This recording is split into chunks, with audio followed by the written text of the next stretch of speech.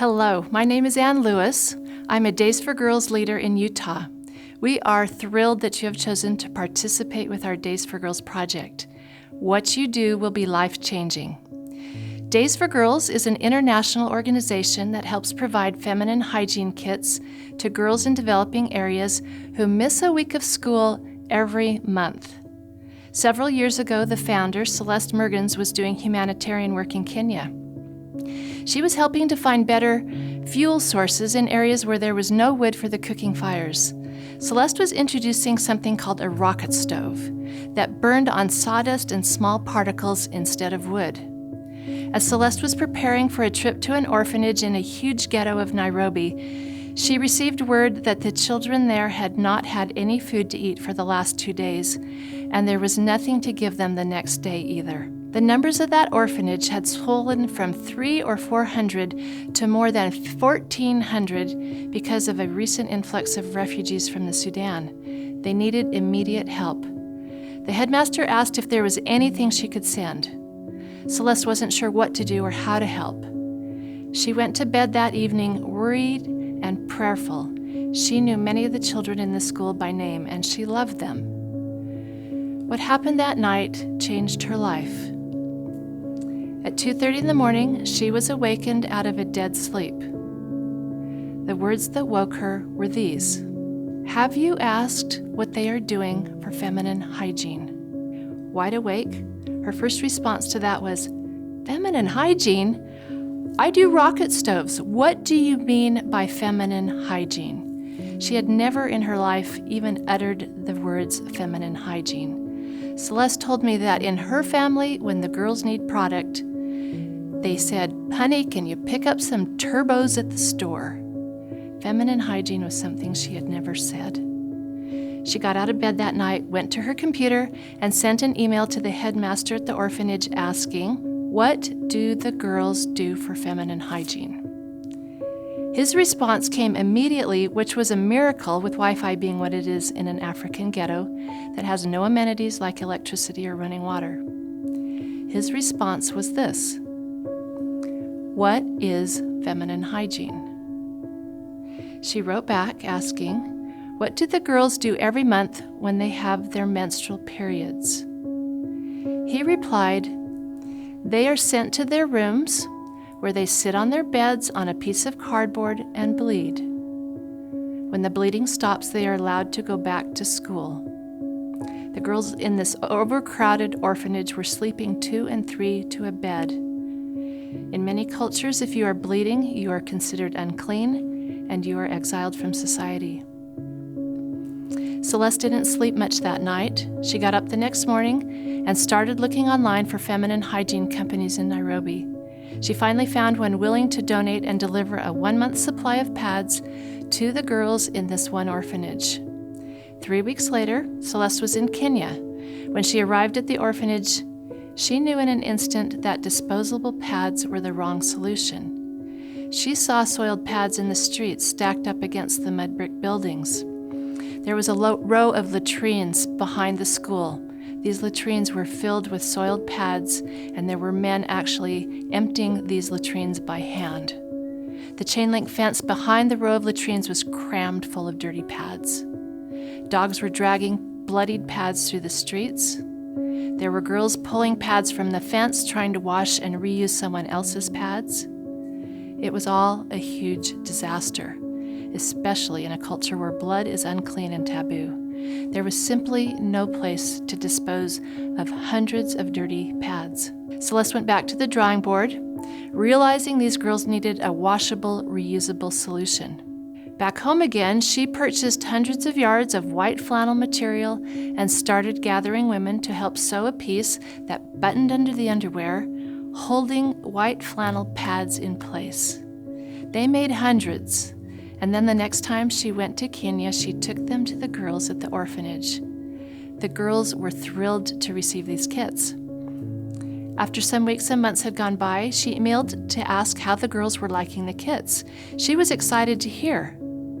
The headmaster told her the girls loved the kits, but they couldn't use them anymore. They didn't have enough water or bleach to keep them clean. Because they couldn't get the blood stains out, they couldn't hang them out in public to dry, and they had to hide them under their beds, or they had to hang them between their wrappers on the line to dry. It was too hard. There were too many girls, too many pads, and not enough water. The girls were back to sitting on cardboard.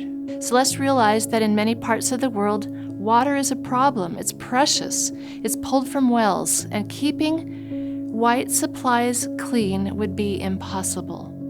So she went out and bought bright, beautiful, stain-hiding fabrics like those we use today. This is what our kits look like now. Every girl gets 2 shields and 8 pads. The shields snap under the undies and can hold multiple pads. Inside the shield is a layer of waterproof diaper fabric, so it makes a moisture-proof barrier. The pads in the shields are made out of 100% cotton in colors that hide stains. The kits also contain a washcloth, a bar of hotel-sized soap, and 2 pair of underwear, all in a beautiful drawstring bag. To help keep the kits clean, every girl also gets 2 freezer-quality Ziploc brand bags. These become the washing machines in places where water is precious. We teach the girls to put a couple of inches of gray water into the bag when they leave their compound in the morning. They can put soiled pads into the Ziploc and let them soak during the day. Then when they are home, they can be rinsed out a couple of times and washed in minimal clean water, then hung out in the sun to dry. These pads look like wash rags on the line, not like feminine hygiene pads. They are culturally acceptable. These beautiful kits last up to 3 years in the harshest of washing conditions. That allows the girls to stay in school for 3 whole years.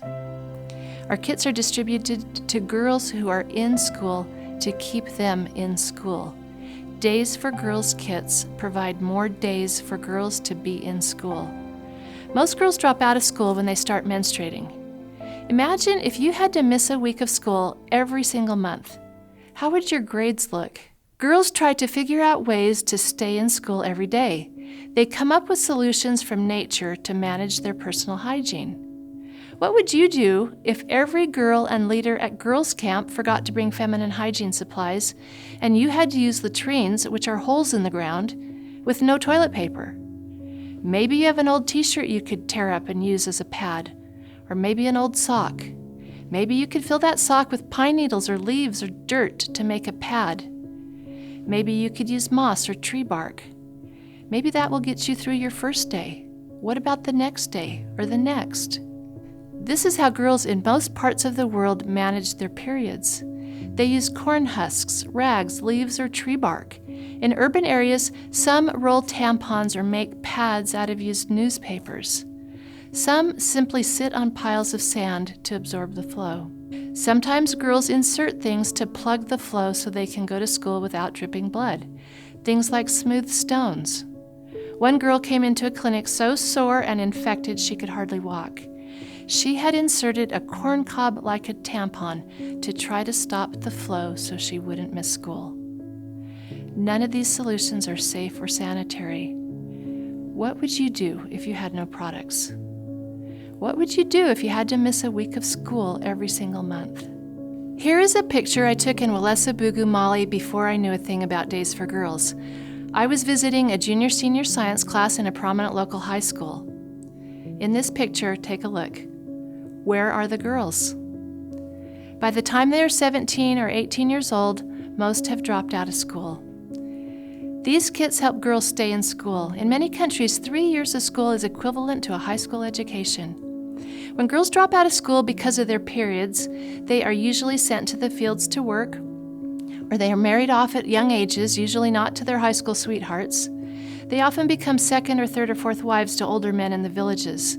Their hopes and dreams for the future die. When we distribute these kits, we teach the girls how to use them and take care of them, and we also teach them what menstruation is.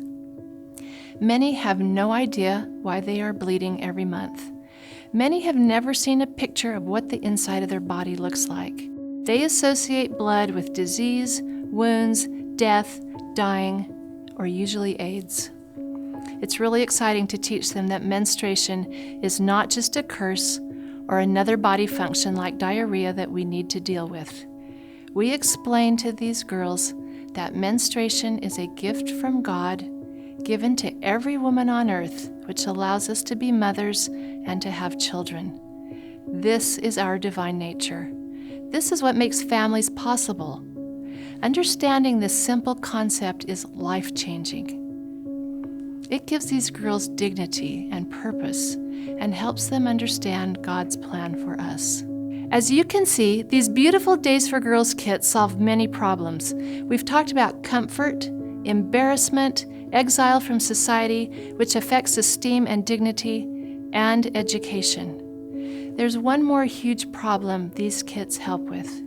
When the very first kits were given to the girls at the orphanage in Kenya, some of those girls said to Celeste, "Thank you, Mama Celeste. Now we won't have to let them use us anymore." Celeste asked them afterwards what they meant when they said that, hoping it wasn't what she imagined. The girls very matter-of-factly explained to her that the men at the school, the headmaster and the teachers, had disposable pads in their offices. And if the girls wanted to stay in class that day and not miss an exam or lecture, they had to go to the men in their offices, and in exchange for sexual favors, they were given pads. This is happening all over the world.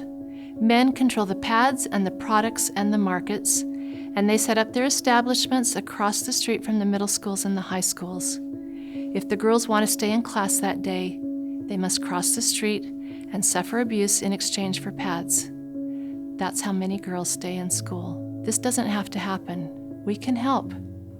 All over the world, groups of young women like you stand up every week and recite, "We are daughters of a Heavenly Father who loves us." I would add to that, every girl, everywhere, period. This is an inspired program. We can help our sisters enjoy the young women values we treasure. These simple kits provide dignity, hope, courage, education, safety, and protection. They answer prayers and they bless lives. Every single part and piece you help with will soon be in the hands of a girl whose life will change for the better in drastic ways because you helped her. The kits we are making go all over the world, to Africa, to Central and South America, to the islands, to Asia. We have sent thousands and thousands of Utah kits to more than 30 countries in the last couple of years. Anywhere a father has to choose between feeding his family and buying a one-time use disposable product for a girl, he will feed his family. Girls everywhere need these kits. Thank you for joining us. Thank you for sharing. We need your help. We need your donations. Your help tracing and cutting and ironing and sewing and serging and assembling, and your cash donations and donated items keep this project moving forward and will help us change a generation of girls just like you. In one generation, we can help stop the cycle of poverty by helping our sisters stay in school and be safe and happy. I have no doubt that we are put here on earth to help others. Thank you for doing just that.